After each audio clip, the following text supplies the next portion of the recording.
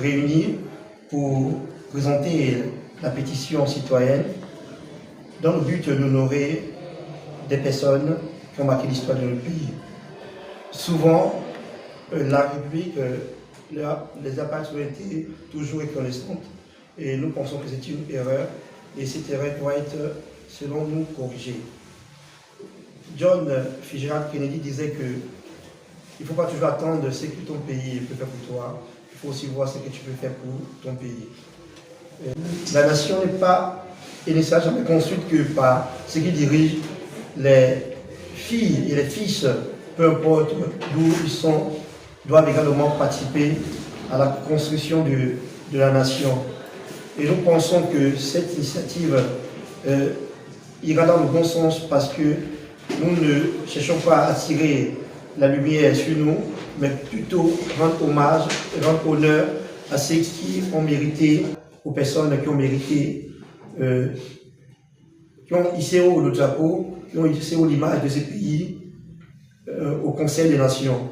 Nous pensons ici aux grands noms qui n'ont pas toujours été honorés et nous pensons que c'est une erreur qui devait être corrigée.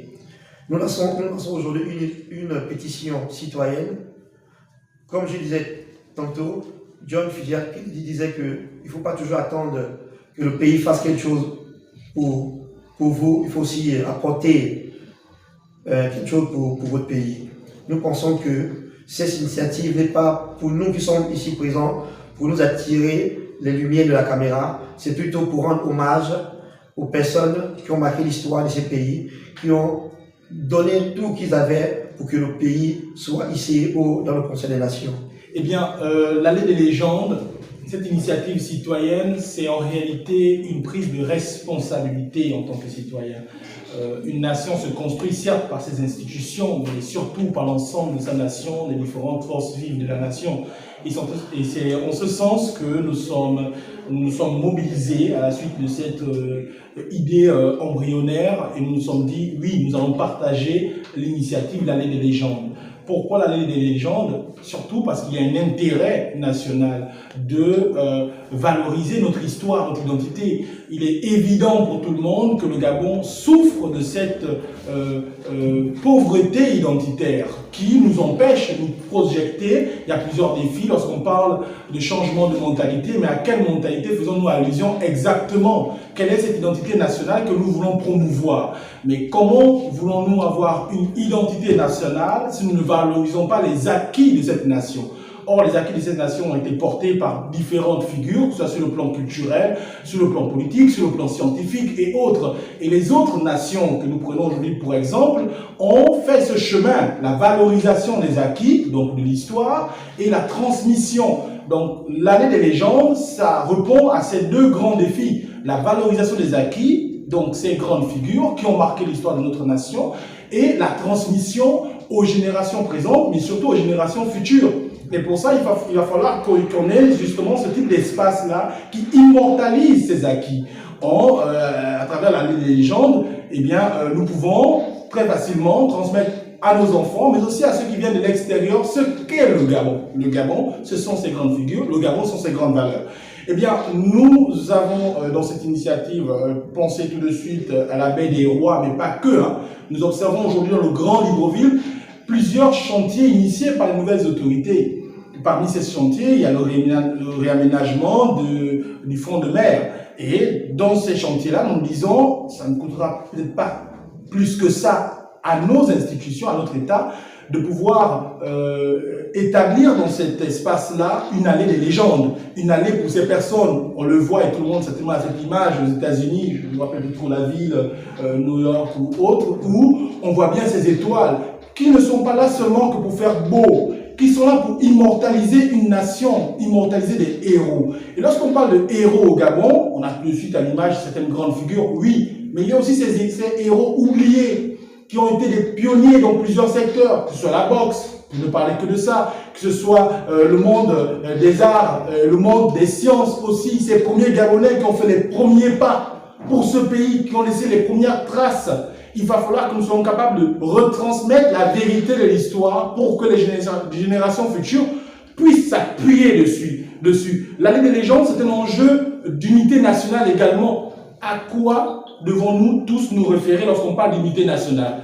Il y a ceux qui ont marqué l'histoire du Gabon avant les indépendances, il y a ceux qui ont marqué l'histoire du Gabon pendant et après les indépendances. Et il y a aussi, et ça c'est important de le mentionner, ceux qui actuellement sont en train de marquer l'histoire du Gabon.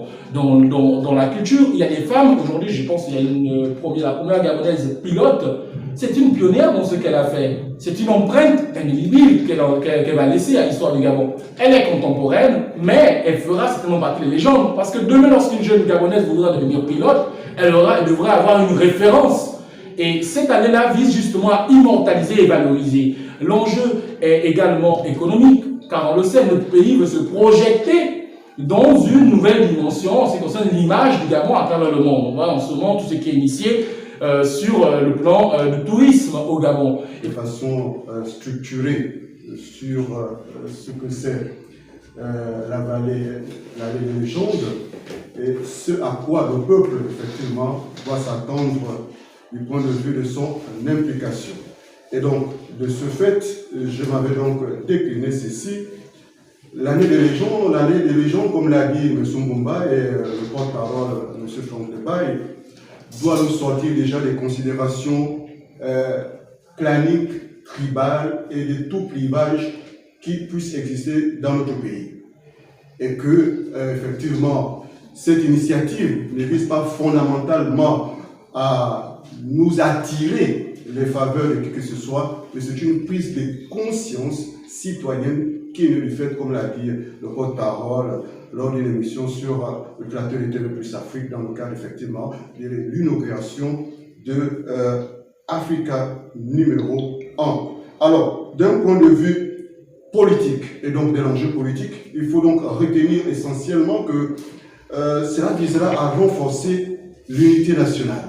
Parce que comme certains peuvent l'utiliser ici pour des raisons électoralistes, ici, l'allée des légendes va consister également à unifier ce peuple avec son histoire, avec ses talents, avec ses artistes, les uns comme les autres s'étant exprimés dans le couloir qui est le leur. Et donc, cette initiative a visé donc à consolider l'acquis de l'unité nationale. L'enjeu politique également, c'est de valoriser les symboles.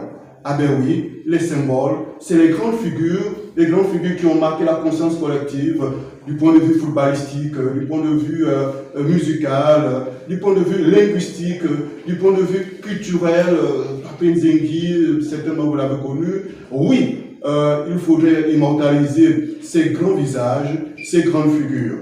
L'enjeu politique également, c'est de construire une mémoire collective. Une mémoire collective qui devra servir à la postérité, donc à nos enfants, à nos petits-enfants, qu'ils se souviennent en effet qu'il y a eu ce combat en tant que communicant, en tant que journaliste, qui aura marqué la conscience collective de par son combat. Dans le domaine journalistique, il y aura X, il y aura Z qui se serait employé, n'est-ce pas, à servir la patrie gabonaise au nom de l'art, au nom de ce qu'ils savaient mieux faire, effectivement, pour servir le drapeau gabonais. L'enjeu culturel, sauvegarder le patrimoine national.